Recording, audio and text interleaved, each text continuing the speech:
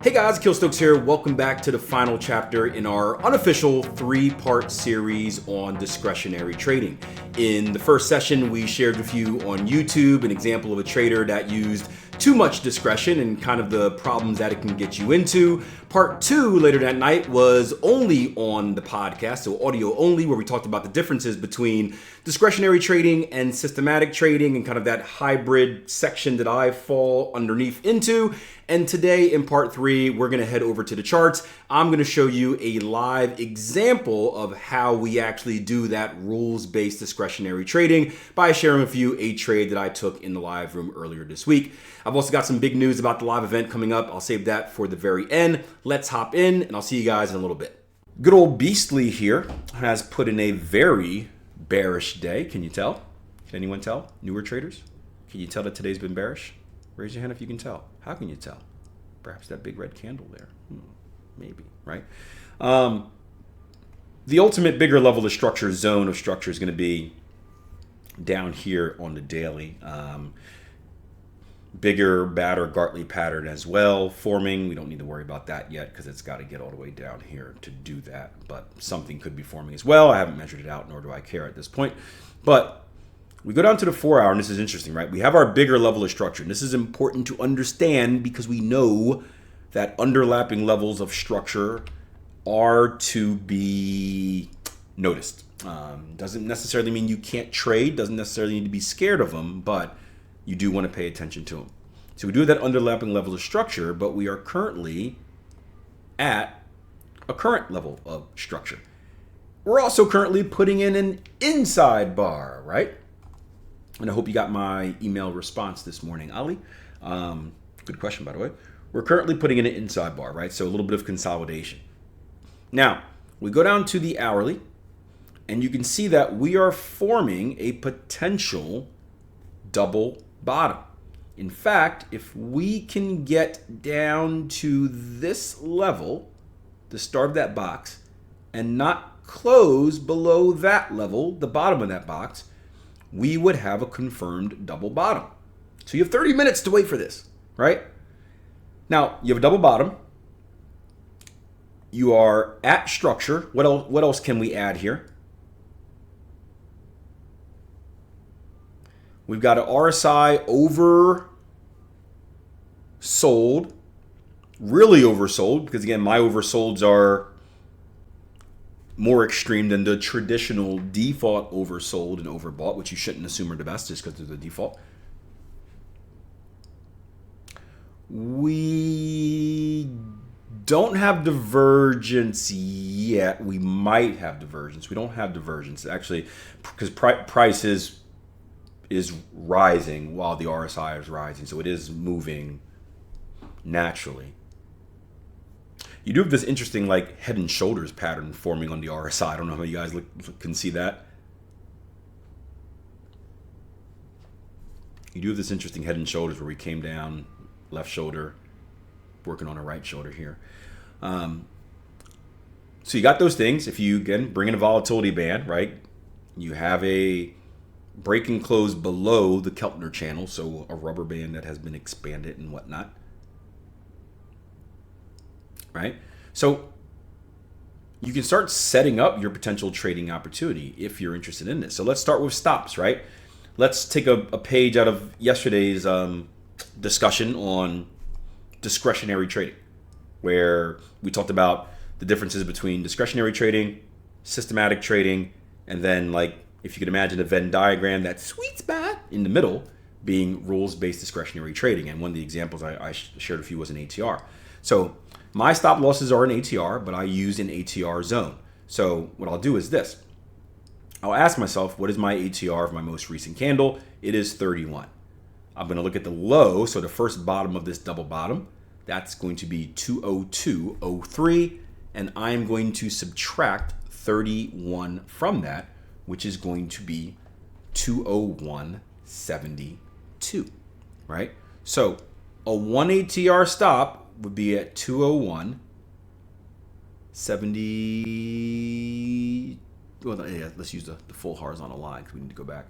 201.72. That would be 1 ATR stop, right? 1 times ATR stop loss Akil's minimum, right? Is there apostrophe, no apostrophe? Maybe not apostrophe. Okay, whatever. No, that's bad too. You don't like my name, do you?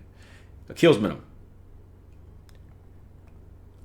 I want to take another ATR from that. So what did I say? 201.72 minus another 31 would be 41. And that is going to be my maximum stop loss, right?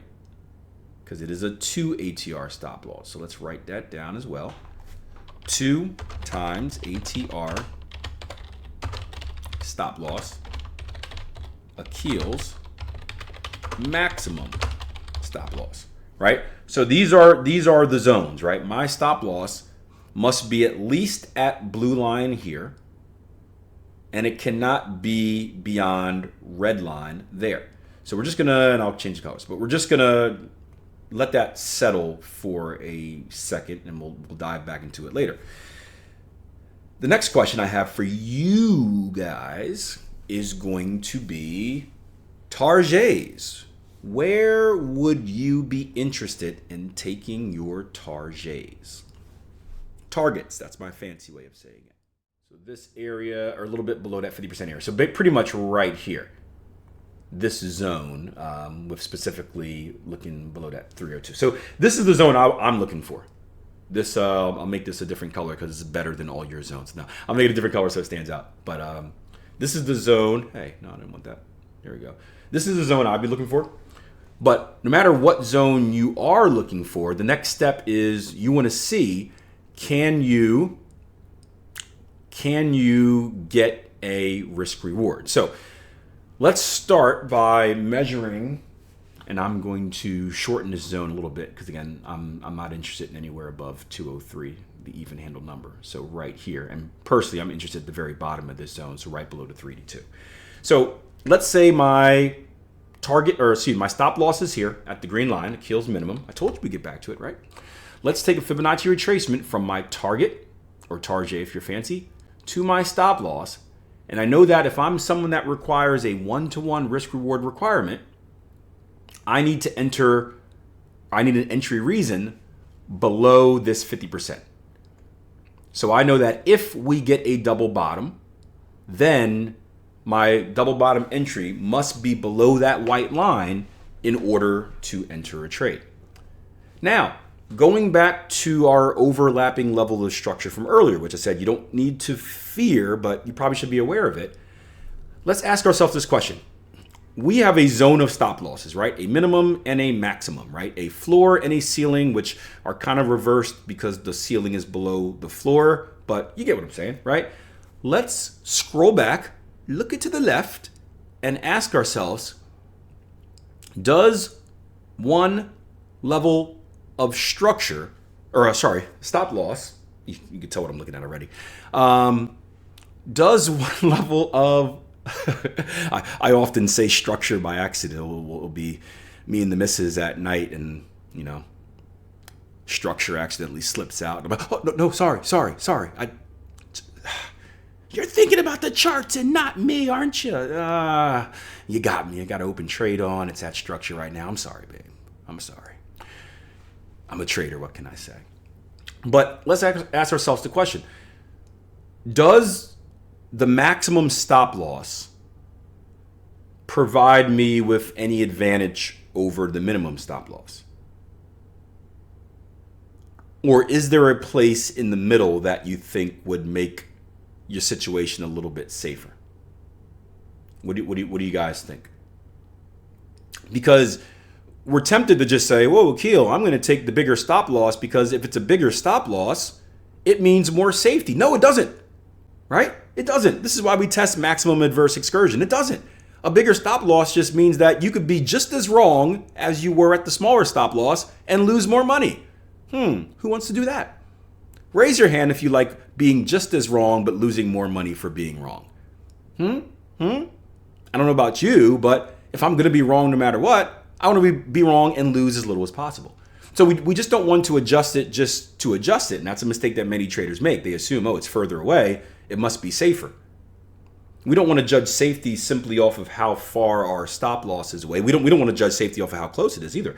We want to judge it off of, are there important levels in the market that we are avoiding? So if this red line, if this stop loss here was a little bit lower, then I would say that this maximum stop loss provides me with more safety. Would you guys not? Because it gets below this little level right here. And obviously if it got below this spike, it would give me more safety. So as a purely discretionary trader, going back to our Q&A session yesterday, I would be like, hey, I'm just going to adjust my stop loss down there. But as a rules-based discretionary trader, everything, right? My kids must stay within the fenced-off playground area. If you don't get these references, go back and watch the Q&A from yesterday. It's probably going to become a podcast at some point anyway. Thanks for the tip. I think it was Mo who said that. But my maximum is the red. I can't go below the red even if I wanted to. Even if it was my deepest heart's desire, I can't. Because although I'm a discretionary trader, I need to have rules. Because rules are what's going to keep me consistent. So I don't really see a big safety difference between this green line and this red line. So my stop loss would stay the same. If you want to adjust it, that's fine. Again, we're all going to value different things. But make sure when you adjust it, like if you're adjusting it down here, remember that you're going to need to adjust that minimum risk reward as well, because I'm assuming a rule of yours, it doesn't have to be, but I'm assuming a rule of yours is that you need to keep whatever your minimum risk reward requirement is. So something to take into account here. So now I've got some good and some bad about that trade. The bad was that I was stopped out right away. But the good was I was able to get another opportunity later in the week, which ended up winning, and I was able to make more than what I lost on the original trade. And that is trading, right? Some of you guys are asking, why did I share that with you? Well, because too many channels out here only show the winners. We win, we win, we win, we win, we win. And what that does is it creates a false expectation where you, the trader, newer trader, thinks that you have to win all the time, and that if you didn't win, you did something wrong, and then you ditch your system, and that puts you into the whole system hopping spiral. The truth is, most trading systems only win what? At max 60% of the time. There are many successful traders that have a win percentage of 40% and lower that do really, really, really well. So the point is, you are going to lose. Be comfortable with that. And just because you lose, it doesn't mean that you did something wrong. Now, I was going to share with you the full analysis of the secondary trade, but I feel like that would have you here for another 20 minutes, and I don't want to do that. So I'll give you kind of the Cliff Notes version of it. So our original trade was right here. These are markups from the live room this morning where we spoke about it. The original double bottom was right here at previous structure looking left, and you can see it came right down. What ended up happening after that is we ended up putting in a falling channel. This is that kind of stair-steppy action that you see right in front of you here. I can't really see my charts because I placed the camera right in front of it, but as I pull up my RSI, you should be able to see, let me take a peek over here, divergence, meaning that we're putting in lower lows here on the price chart, and we're putting in higher lows here on our RSI. Now, as price action came to it, and real quick, a descending channel is a form of deceleration. It's a little bit of a clue that the market is running out of steam, loss of momentum, and that we may see some relief back to the upside. We had that channel come right down into a major level of structure right here. We had a nice rejection candle. We had a higher high, higher close. Bada boom, bada bing. I was in. We had some discussion on proper target placements, which was really cool, but it ran up to this circle area, this 382, which is where my first target was at, and ended up having a winning trade. So that's it, a little bit of recap. I'll show you both sides of it. Oh, and yeah, we have that live event, 3-day event, end of November 25th, 26th, 27th. There's a link in the description box below. You can sign up. I'll put it in the comment section as well. As always, we do have limited seats for these events. So trust me when I say, if you wait till the last minute to register and you get that little notification that registration is full, and you send me an email all upset about how you meant to register but you didn't, I'm going to say sorry because I warned you a month in advance. So just do it. Don't kick the can. All right, got a cool episode on the Trading Coach podcast coming out tonight on the AI bubble if you're interested in that. And until next time, plan your trade, trade your plan, like, subscribe, do all the things that you're supposed to do. And I will see you with a lot more videos coming up this weekend and throughout the next week or so.